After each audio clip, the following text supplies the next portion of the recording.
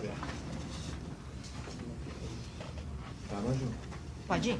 Bom, pessoal, muito obrigado pela presença de todos aqui, tá?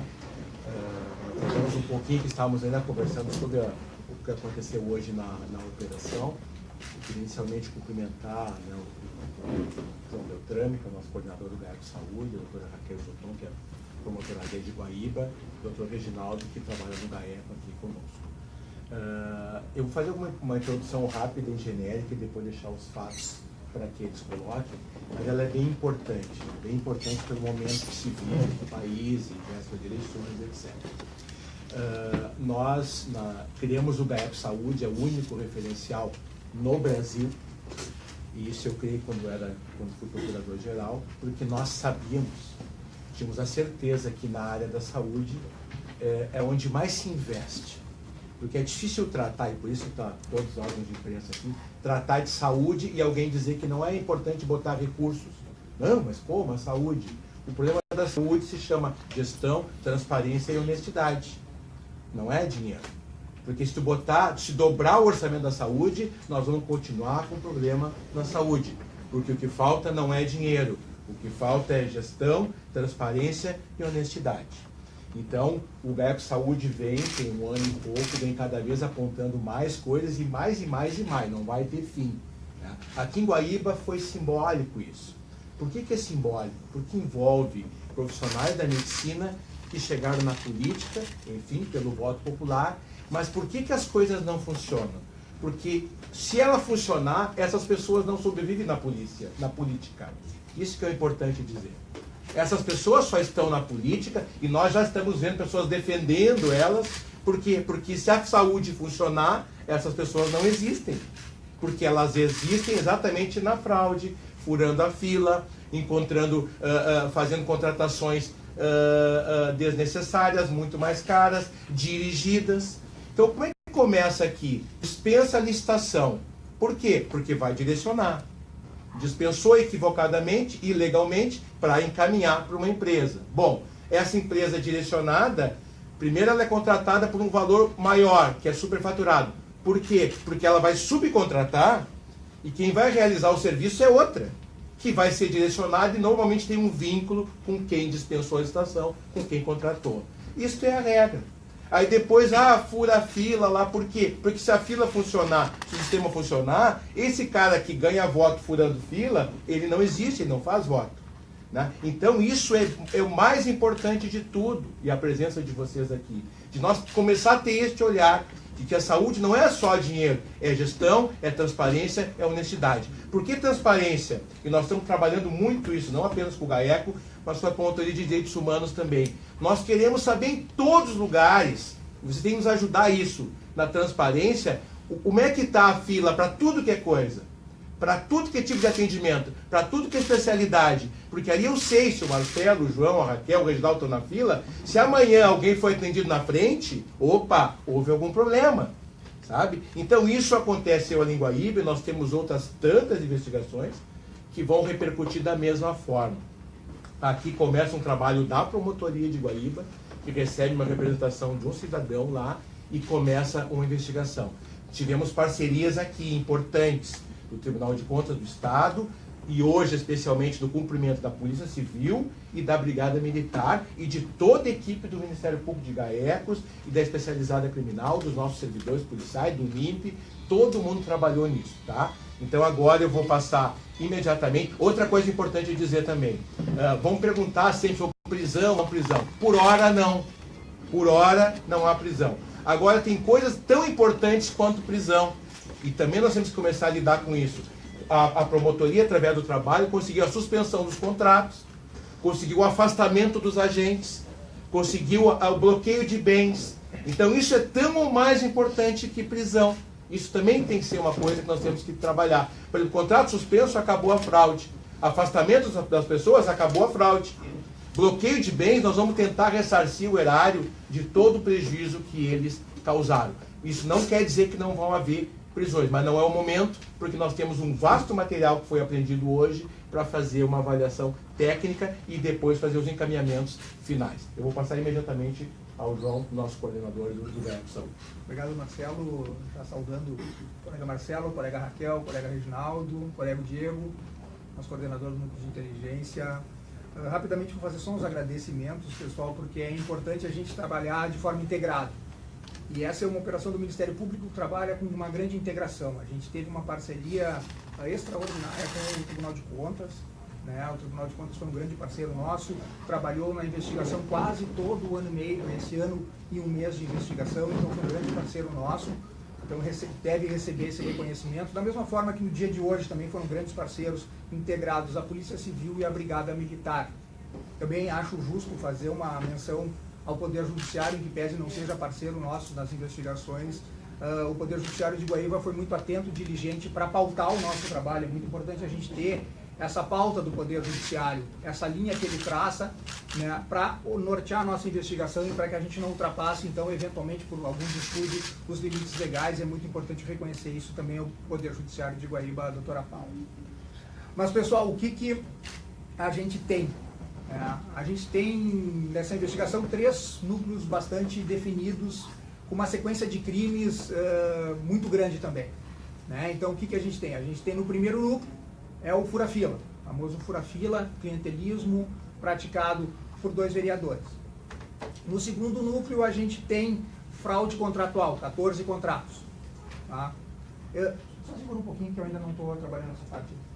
Num terceiro momento, a gente tem uma fraude envolvendo 27 médicos, que é referente, então, ao exercício legal de medicina, porque nós temos 27 médicos investigados que não possuem habilitação para serem médicos pediatras e exerciam a atividade de médico pediatra na cidade de Guaíba, o que causa uma perplexidade muito grande para nós, para o CREMERS, né?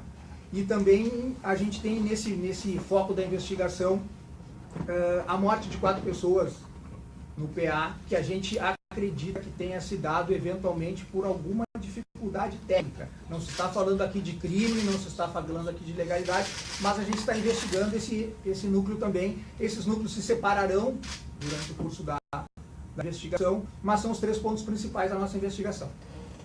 Definido isso, pessoal, como é que começou essa nossa investigação?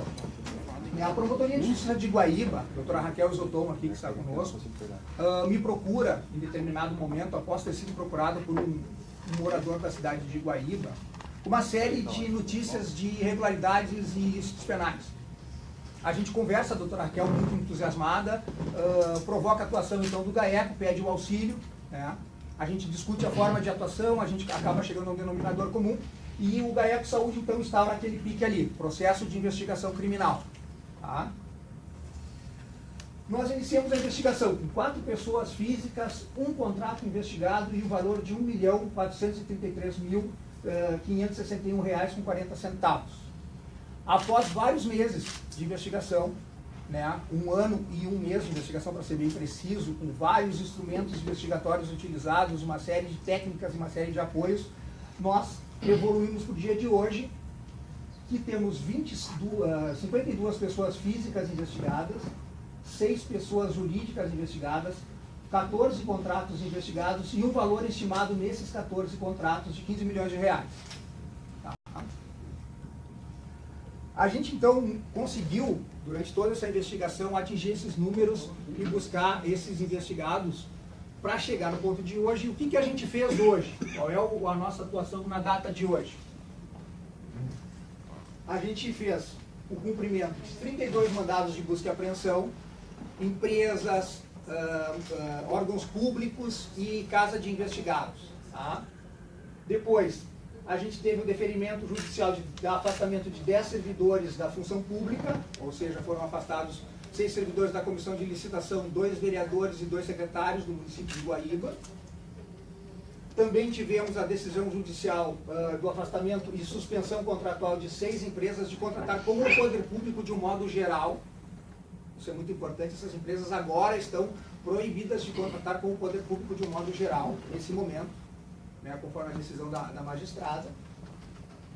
E também sequestramos bens e valores no montante de R$ 4.902.708,89. Esses valores são um cálculo que a gente tem do prejuízo até agora. Isso pode aumentar, agora com essa prova que vai ser analisada nesse momento posterior que a gente está agora. Pode, porque os contratos variam algo em torno de 15 milhões, de repente há alguma possibilidade desse valor aumentar, mas o que a gente tem definido hoje é esse valor, por isso que a gente bloqueou esse valor para ser ressarcido aos cofres públicos no final da nossa investigação, com a eventual condenação desses nossos investigados. Tá? Isso foi feito hoje. O que a gente vai fazer daqui para frente? Quais são os próximos passos dessa nossa investigação? Após o desmembramento, como eu disse para os senhores, em alguns grupos e alguns procedimentos autônomos, a gente vai fazer o quê? A análise do material apreendido, e aqui é muito importante, tem alguém da imprensa local, eu vi aqui TV Costa Doce, né? O que acontece?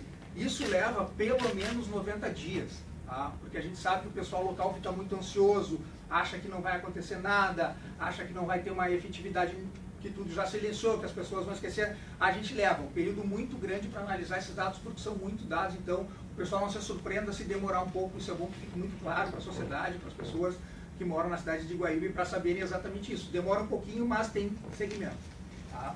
Depois, pode acontecer ainda a necessidade de requisição de alguma diligência complementar, alguma coisa nova que a gente peça. Pode acontecer oitivas de testemunhas. E também, ao final de tudo isso, a gente encerra, então, com o interrogatório dos investigados. Tá? Esses são os próximos passos de investigação que a gente vai ter.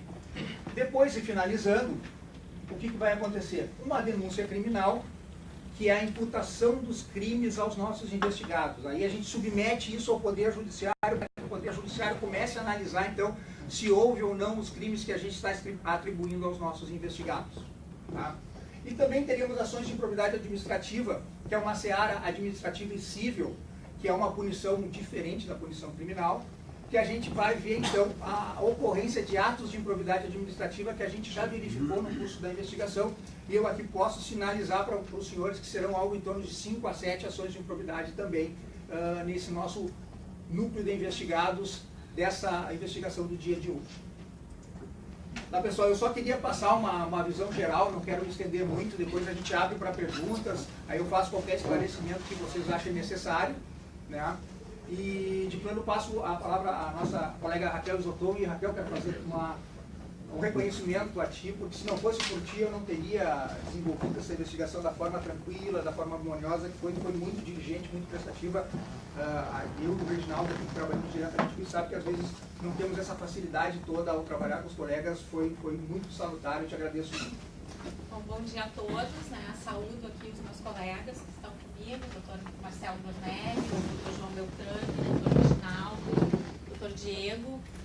Quero dizer à comunidade, especialmente a minha comunidade lá de Guaíba, onde eu já trabalho há 6 anos, quero dizer que o que aconteceu no dia de hoje, assim, é um momento muito esperado, né, por mim. Essa investigação começou há cerca de 1 ano e 10 meses, né, quando eu, enfim, dei o pontapé inicial na investigação, chamando o Dr. Beltrame do GAECO para nos dar um apoio, já que com a nossa correria lá do dia a dia, na rotina de uma promotoria de justiça, eu não conseguiria investigar se não fosse o GAECO, né? Todo esse suporte técnico e, enfim, que nós temos, né? Eu quero dizer a todos, então, que, como o Dr. Beltrame bem colocou, né, as demais providências, elas não vão ser imediatas, não vão ser amanhã. Hoje foram feitas buscas, né, em 32 locais, então temos um vasto material apreendido, notebooks, celulares, enfim, contratos, documentações, e tudo isso vai ser objeto de análise agora para que a gente possa pautar, né, então, as ações criminais e as ações por improbidade administrativa, né. E quero dizer também à população que a Promotoria de Justiça de Guaíba está sempre com as portas abertas, né, porque já recebi, enfim, diversas notícias e situações que revelam a fragilidade do nosso sistema de saúde, né, que, na verdade, essas fraudes que estão sendo investigadas, elas fragilizam ainda mais o sistema, né, e afetam a população tão carente, né, que tanto necessita de suporte na área da saúde. Muito obrigada. Joaninha, não sei se tu vai coordenar, não sei se tu querem fazer perguntas específicas agora, mas vai.